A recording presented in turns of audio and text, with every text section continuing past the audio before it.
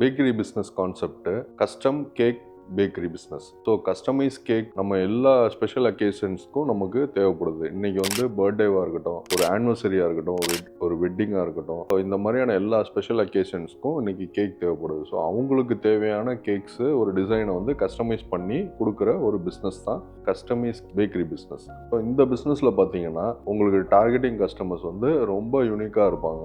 உங்களுக்கு production area எவ்வளோ தேவைப்படும் அப்படின்னு பார்த்தீங்கன்னா ஒரு 500 ஸ்கொயர் ஃபீட் மினிமமாக உங்களுக்கு தேவைப்படும். கம்ப்ளீட்டாக பேக்கரி செட்டப் வந்து நீங்கள் பண்ணியிருக்கணும். டம்மி கேக்ஸ் வந்து டிஸ்பிளேல வச்சுருந்துருக்கணும். ஸோ இதெல்லாம் பண்ணும்போது கஸ்டமர் உங்களோட இடத்துக்கு வந்தோடனே அவங்க ஃபஸ்ட்டு ஆல்பம் பார்ப்பாங்க. அதுக்கப்புறம் உங்கள்கிட்ட கேக் ஆர்டர் பண்ணுவாங்க. கஸ்டமைஸ் கேக் நீங்கள் ஆல்ரெடி பண்ண டம்மிஸ் எல்லாம் பார்ப்பாங்க. பார்த்துட்டு அவங்களுக்கு பிடிச்ச சில ஐடியாஸ் வந்து சொல்லி அந்த கேக்கை வந்து அவங்களுக்கு நீங்கள் அவங்களோட இடத்துல டெலிவரி பண்ணணும்.